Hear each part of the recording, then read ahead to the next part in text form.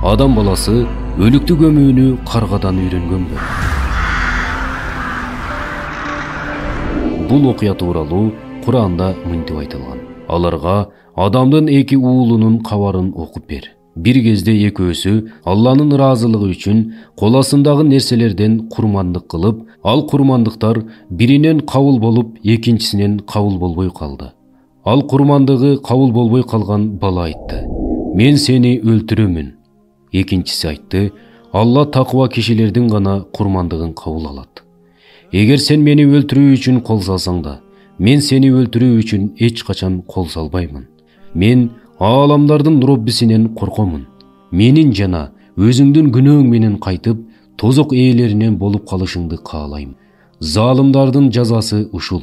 Кийин анын нафсиси бир тууганын өлтүрүүгө көндүрдү жана аны өлтүрүп койду.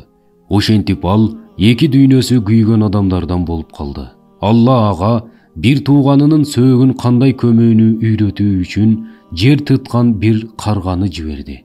Залым баланын көз алдында эки карга тытышып, бири өлөт да өлтүргөнү тырмагы менен жерди чукуп аны көмүп салат. Ошондо ал: "О шорум курусун, мен бир тууганымдын сөөгүн ушул каргадай көмө албадымбы?" деп бушайман кылуучулардан болду. Бул окуяда Адам атанын балдары Кабыл жана Абыл жөнүндө айтылган. Шайтандын азгырыгы менен көрө албастыкка алдырган Кабыл бир тууганы Абылды өлтүрүп коет. Бул адамзаттын тарыхындагы алгачкы адам өлтүрүү болгон. Кабыл бир тууганынын сөөгүн ары бери көтөрүп, бир топ убакыт жүргөн. Ошол убакта Алла Таала ага эки карганы жөнөтөт.